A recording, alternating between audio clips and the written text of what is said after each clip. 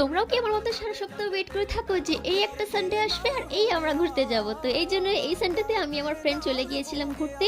হয়তো কিছু মানুষের সহ্য হয়নি, এই জন্য অর্ধেক রাস্তায় ঝমঝমায় বৃষ্টি নেমে গিয়েছিল, বাট আমিও প্রিপারেশন নিয়ে রেখেছিলাম যে হচ্ছে হোক ভাই। আমি বাড়িতে প্লাস্টিক নিয়ে গিয়েছিলাম, আমি ভিজি কিন্তু ফোন যেন না ভিজে। তোমরা প্লিজ কমেন্টে জানিয়ে আমার বুদ্ধিটা কেমন ছিল। বৃষ্টিতে থামাতেই আমরা চলে গিয়েছিলাম ক্যাফেতে। অ্যান্ড ক্যাফেতে গিয়ে তো আমার সব থেকে ডিফিকাল্ট পার্ট এটাই মনে হয় যে অর্ডার কি করব, কি খাবো। এই জন্য আমি আমার ফ্রেন্ড অনেক বুদ্ধি যুক্তি, অনেক পড়াশোনা, অনেক গুগল করে এটা ডিশ কিসের নাম, এটা কি হ্যান ত্যান না করে অনেক কষ্টে কয়েকটা জিনিস আমরা অর্ডার দিয়েছি। অ্যান্ড অর্ডার দিয়ে আমার ওয়েট করতেছিলাম যে কখন খাওয়া আসবে, কখন খাবো।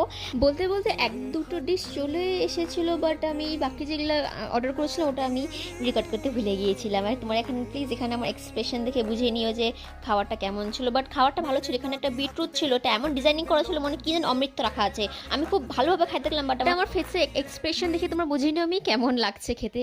ক্যাফে থেকে বেরিয়ে আমরা বাড়ির দিকেই যাচ্ছিলাম, তখন জানি না কেন রাস্তায় দেখলাম প্রচণ্ড ভিড় হচ্ছিলো। আমি জানি না ভিড়টা কিসের। তো আমার ফ্রেন্ড বললো কি চল এখান থেকে যাই, বেকার দেখে লাভ নেই। তো আমার ফ্রেন্ড আমাকে বাড়িতে ড্রপ করে দিও। তোমার প্লিজ চ্যানেলটিকে লাইক কমেন্ট শেয়ার করতে ভুলো না। দেখা হচ্ছে নেক্সট ভিডিওতে। Bye bye.